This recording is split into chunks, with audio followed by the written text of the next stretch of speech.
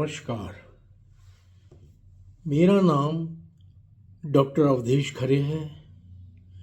Edu venture के इस episode में हम मूल्यांकन के उद्देश्यों और मूल्यांकन की एक अनकन्वेंशनल पद्धति के बारे में चर्चा करेंगे। शिक्षा का उद्देश्य मानव व्यक्तित्व के 3 मुख्य क्षेत्रों का संतुलित विकास करना है। ये क्षेत्र हैं कॉग्निटिव, जो हेड से सिर से संबंधित ज्ञान का विकास करता है, एफेक्टिव, जो हृदय से संबंधित ज्ञान का विकास करता है, और साइकोमोटर, जो हाथों से कार्य करने से संबंधित ज्ञान का विकास करता है। वाइवा इंटरेक्शन में हम 3 पहलुओं का मूल्यांकन करते हैं। ये हैं नॉलेज, स्किल और एटीट्यूड, यानी ज्ञान, कौशल और दृष्टिकोण। अब हम चर्चा करेंगे कि नॉलेज क्या है, ज्ञान क्या है। तो ज्ञान में सम्मिलित हैं, पहला क्लैरिटी ऑफ कंसेप्ट, विषय के बारे में पूरी क्लैरिटी होनी चाहिए हमें। दूसरा है अवेलेबिलिटी ऑफ रेलिवेंट इंफॉर्मेशन, सूचना हमारे पास होनी चाहिए। तीसरा है अंडरस्टैंडिंग ऑफ कंटेक्स्ट, यानी संदर्भ की समझ। और चौथा है रियल लाइफ प्रॉब्लम में इसे लागू करने में सक्षम होना। प्रश्न उठता है कि स्किल क्या है, कौशल क्या चीज होती है। कौशल किसी कार्य को करने में दक्षता है, निपुणता है, जैसे दूसरों के साथ इंटरेक्ट करना, नेगोशिएट करना, कम्युनिकेट करना, नेतृत्व करना, स्ट्रेस और टाइम का मैनेजमेंट करना, ग्लोबल एटिकेट यानी वैश्विक शिष्टाचार में दक्ष होना। ये एक साइकोमोटर एक्टिविटी एबिलिटी है। अब हम चर्चा करेंगे कि एटीट्यूड क्या होता है, दृष्टिकोण क्या है। किसी मुद्दे, व्यक्ति, वस्तु या स्थिति के बारे में हमारा माइंडसेट या हमारा दृष्टिकोण ही एटीट्यूड है। आसपास की दुनिया के साथ जो हमारा इंटरेक्शन होता है वो भी हमारा एटीट्यूड है। इसमें कुछ गुण आते हैं जैसे integrity, strategic vision, self confidence, creativity, commitment, passion और एटीट्यूड। अब हम चर्चा करेंगे कि मूल्यांकन का उद्देश्य क्या है। तो मूल्यांकन का उद्देश्य है कि लर्निंग कॉम्पिटेंसी और बिहेवियर में जो चेंजेस आ रहे हैं, परिवर्तन आएंगे, उसकी संभावना की सीमा को मापना, विद्यार्थियों की उनकी लर्निंग कॉम्पिटेंसी को समझने में मदद करना, शिक्षार्थियों को उनके अचीवमेंट में सुधार करना, इम्प्रूवमेंट करना।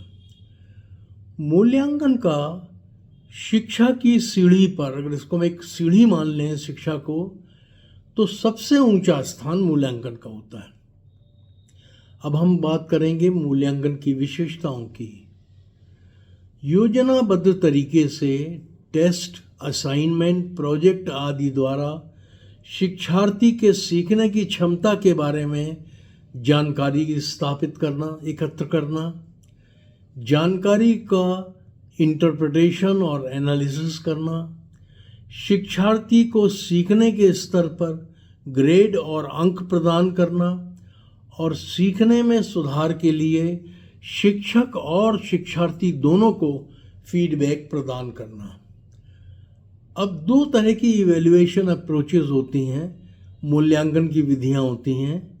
पहली होती है रेफरेंस्ड क्राइटेरिया। पास होने के लिए छात्र को बेंचमार्क स्तर से ऊपर का प्रदर्शन करना होता है, इसे एब्सोल्यूट परफॉर्मेंस कहते हैं। दूसरा है रेफरेंस्ड नॉर्म। छात्र के प्रदर्शन की तुलना में अंध छात्रों के संपेक्ष की जाती है, इसे रिलेटिव परफॉर्मेंस कहा जाता है। वर्तमान शिक्षा प्रणाली के साथ निम्नलिखित संस्थाएं मैंने कुछ संकलित किया है। पहली है कि मूल्यांकन का वास्तविक उद्देश्य अधिकांश शिक्षकों को, हम शिक्षकों को भी पूरी तरह से स्पष्ट नहीं है कि हम मूल्यांकन क्यों करते हैं। शिक्षार्थी की लर्निंग कैपेसिटी का मूल्यांकन केवल प्राप्त अंकों के आधार पर किया जाता है। शिक्षार्थी की कैपेबिलिटी क्या है, इसका मूल्यांकन कभी नहीं होता। शिक्षार्थी के अचीवमेंट का सम्मान नहीं किया जाता। शिक्षार्थी को सीखने का आउटपुट पास या फेल में दिया जाता है। इससे सीखने वालों में निराशा और अपमान की भावना पैदा होती है। अगर हमें अपनी शिक्षा प्रणाली में एक भी रिफॉर्म सजेस्ट करना है तो वो परीक्षा प्रणाली में सुधार होगा। अब हम चर्चा करेंगे कॉन्टिन्यूअस एंड कॉम्प्रिहेंसिव इवैल्यूएशन की। इसको CCE भी कहते हैं। तो नेशनल एजुकेशन पॉलिसी ने कंटिन्यूअस और कॉम्प्रिहेंसिव इवैल्यूएशन की सिफारिश की है। शैक्षणिक योग्यता जो सब्जेक्ट स्पेसिफिक होती है और गैर शैक्षणिक योग्यता जैसे life skill, attitude, aptitude, values and ethics, outdoor activities का सतत एवं व्यापक मूल्यांकन को CCE कहा जाता है। सतत एवं व्यापक मूल्यांकन शिक्षार्थी के लिए तनाव रहित होता है क्योंकि ये निरंतर चलता रहता है, सारे साल चलता है। CCE में शिक्षक एवं शिक्षार्थी को फीडबैक देकर शिक्षा की गुणवत्ता में सुधार किया जा सकता है। जिन शिक्षार्थियों को अतिरिक्त सहायता की आवश्यकता होती है उन्हें आइडेंटिफाई करके उन्हें कैटेगराइज किया जा सकता है। शिक्षार्थी के व्यक्तित्व का समग्र विकास, होलिस्टिक डेवलपमेंट भी संभव है। CCE मुख्य रूप से फॉर्मेटिव होता है, लेकिन इसमें समेटिव मूल्यांकन भी शामिल है। इसकी मुख्य विशेषताएं हैं समग्र शिक्षा प्रदान करना, मूल्यांकन के व्यापक और इसको नियमित बनाना, क्रिएटिव शिक्षण के अवसर प्रदान करना, क्रिएटिविटी को प्रमोट करना एजुकेशन में, शिक्षार्थी की क्षमता को पहचान करना और शिक्षण में सुधार के लिए स्ट्रेटजी बनाना, रणनीति बनाना, शिक्षार्थी को इफेक्टिव फीडबैक प्रदान करना, प्रभावी फीडबैक प्रदान करना। मूल्यांकन टीचिंग लर्निंग प्रोसेस का अभिन्न अंग है। मूल्यांकन पूरे वर्ष किया जाता है। छात्रों का औपचारिक और अनौपचारिक मूल्यांकन सपोर्टिव एनवायरनमेंट में आराम से किया जाता है और जिससे उनको कोई परेशानी नहीं होती। मूल्यांकन की प्रगति डायग्नोस्टिक है।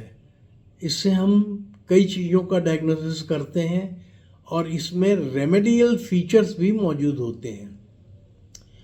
यह टीचिंग लर्निंग प्रोसेस को छात्र केंद्रित, स्टूडेंट सेंट्रिक बनाने में मदद करता है। अब फॉर्मेटिव असेसमेंट के कई टूल होते हैं, कई विधियां होती हैं, जैसे कि homework, viva voce, quizzes, projects, assignment, guided assignment, test, take home test, lab classes, lab projects, field trips, surveys, seminar, symposium, group discussion और सत्रांत परीक्षा यानी end semester examination. End semester examination में, जिससे छात्रों को बहुधा बहुत डर लगता है, प्रश्न पत्र को पारदर्शी टेम्पलेट पर आधारित होना चाहिए और छात्रों को टेम्पलेट के बारे में, किस तरह का प्रश्न पत्र होगा इसके बारे में पहले से ही जानकारी प्रदान कर देनी चाहिए। प्रश्न पत्र निर्धारित कोर्स लर्निंग ऑब्जेक्टिव के अनुसार ही होना चाहिए। जो हमारे लर्निंग ऑब्जेक्टिव हैं उन्हें हम इधर उधर नहीं करना चाहिए। उससे प्रश्न पत्र में सभी प्रश्नों का कठिनाई स्तर कक्षा में पढ़ाए जाने वाले स्तर के ही समान होना चाहिए। अधिक कठिन या अधिक सरल प्रश्न नहीं होने चाहिए। प्रश्न पत्र में सभी क्षेत्रों से प्रश्न होना चाहिए। जैसे पहला क्षेत्र है मस्ट नो, छात्रों को इसका ज्ञान जरूरी है, इसके बारे में छात्रों को अवश्य जानना चाहिए। दूसरा क्षेत्र है शुड नो, इसके बारे में भी छात्रों को जानना चाहिए। और तीसरा क्षेत्र है कुड नो, इसके बारे में छात्र जान सकते हैं। रटने पर आधारित किसी किस्म के कोई भी प्रश्न नहीं पूछने जाना चाहिए। तो अंत में मैं कहना चाहूँगा कि मूल्यांकन क्वालिटी ऑफ लर्निंग का डायरेक्ट परीक्षण है, डायरेक्ट टेस्टिंग है, और क्वालिटी ऑफ असेसमेंट टीचिंग का इनडायरेक्ट परीक्षण है। तो टीचर और लर्नर दोनों का परीक्षा होती है, इस बात का हमें ध्यान रखना चाहिए। अब हम वाइवा की बात करेंगे।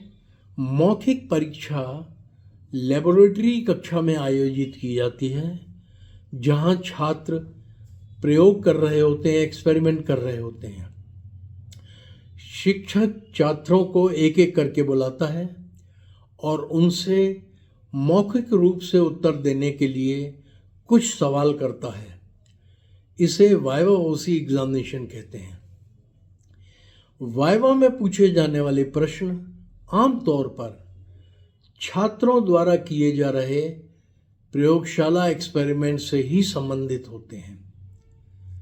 यानी लेबोरेटरी में जो एक्सपेरिमेंट वो कर रहे हैं उनके बारे में उनकी लेवल ऑफ अंडरस्टैंडिंग क्या है, इसको जानने के लिए छात्रों की मौखिक परीक्षा ली जाती है। सामान्यतः मौखिक परीक्षा के लिए विद्यार्थी को एक एक करके बुलाया जाता है और उससे प्रश्न पूछे जाते हैं। इस प्रक्रिया में शिक्षक का बहुत समय लगता है। 2 पीरियड यानी लगभग 100 मिनट की लेबोरेटरी क्लास में शिक्षक को 30 छात्रों के साथ चर्चा करनी होती है और उनका वाइवा लेना होता है। जब एक छात्र से शिक्षक प्रश्न पूछता है तो अन्य छात्र आमतौर पर इसके प्रति इंडिफरेंट होते हैं। वे ध्यानपूर्वक नहीं सुनते, आपस में बातें करते रहते हैं और पूछे गए प्रश्न पर कंसंट्रेट नहीं करते। उन्हें लगता है कि वर्तमान क्वेश्चन आंसर सेशन से उनका कोई लेना देना नहीं है। जब उनकी वाइवा की बारी आएगी तो देखा जाएगा, वे ध्यान से सुन लेंगे। जब शिक्षक एक छात्र का वाइवा ले रहा होता है तो अन्य छात्र का इस सत्र का इफेक्टिवली उपयोग नहीं कर पाते, जो चर्चा हो रही है उसका उपयोग नहीं कर पाते। यह 2 व्यक्तियों, शिक्षक और एक छात्र के बीच का सेशन बन जाता है, डायलॉग बन जाता है। इससे शिक्षक का बहुत समय बर्बाद होता है, जिसका अन्यथा अधिक प्रभावी ढंग से वह उपयोग कर सकता है। व्यक्तिगत वाइवा परीक्षा लेने के स्थान पर ग्रुप वाइवा लेने की प्रथा अपनाई जा सकती है। ग्रुप वाइवा ओसी परीक्षा में 4 से 6-8 छात्रों का समूह के लिए आयोजित की जाती है। उनको शिक्षक अपने सामने बिठा लेता है इकट्ठा कक्षा में, फिर ग्रुप में वाइवा के एक प्रश्न की घोषणा की जाती है, बाकी छात्र भी सुनते हैं और समूह के छात्रों को क्रम से 1 by 1 प्रश्न का उत्तर देने की अनुमति प्रदान की जाती है। उत्तर देने का प्रयास करने के अलावा प्रत्येक छात्र को पिछले छात्र के द्वारा दिए गए उत्तर के स्ट्रॉन्ग और वीक पॉइंट्स को बताना पड़ता है, स्ट्रेंथ और वीकनेस बतानी पड़ती है। शिक्षक छात्रों द्वारा बोले गए मुख्य बिंदुओं की समरी भी प्रदान करता रहता है, समराइज करता रहता है और फिर चर्चा और सही उत्तर देने के लिए शेष छात्रों को भी वो प्रश्न प्रस्तुत कर दिया जाता है। अंत में शिक्षक कक्षा में सही उत्तर की घोषणा करता है। इसके बाद उपलब्ध समय में ग्रुप के साथ इसी तरह से अधिक प्रश्नों पर चर्चा होती है। इस प्रकार से पहला, सभी छात्र एक दूसरे की ताकत और कमजोरियों, स्ट्रेंथ और वीकनेस के बारे में जान जाते हैं और बाद में कक्षा के बाद आपस में विषय पर चर्चा कर सकते हैं। शिक्षक कक्षा के छात्रों की कॉमन डिफ़िकल्टी के बारे में जान जाता है और अपनी समस्या भी समझ लेता है कि मैंने ढंग से नहीं पढ़ाया और तदनुसार वो शिक्षण में सुधार करता है।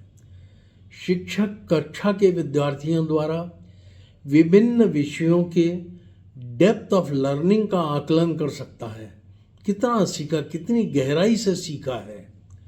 ये उसे कक्षा के छात्रों को रिलेटिव बेसिस पर सापेक्ष मार्क्स और ग्रेड देने में मदद करता है।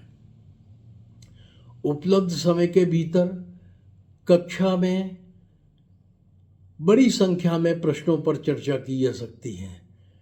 जिससे उसको 2 पीरियड उपलब्ध होते हैं तो चूंकि इकट्ठा 4, 6, 8 बच्चों को बुला लिया तो काफ़ी देर तक चर्चा की जा सकती है, कई प्रश्न एक डिस्कस कर सकते हैं। कक्षा में इस प्रकार समय का बहुत प्रभावी ढंग से उपयोग किया जाता है और बहुत कुछ सीखने और फीडबैक देने की प्रक्रिया होती है। अब मैं इस अंक को यहीं समाप्त करूंगा और अगले अंक में मैं एक और विषय पर आप लोगों से चर्चा करूंगा। जय हिंद। और हाँ, मैं आपको याद दिला दूं कि एड्यू वेंचर का एक एपिसोड हर मंगलवार को प्रस्तुत किया जाता है, इसलिए अगला एपिसोड भी अगले मंगल को आएगा। धन्यवाद।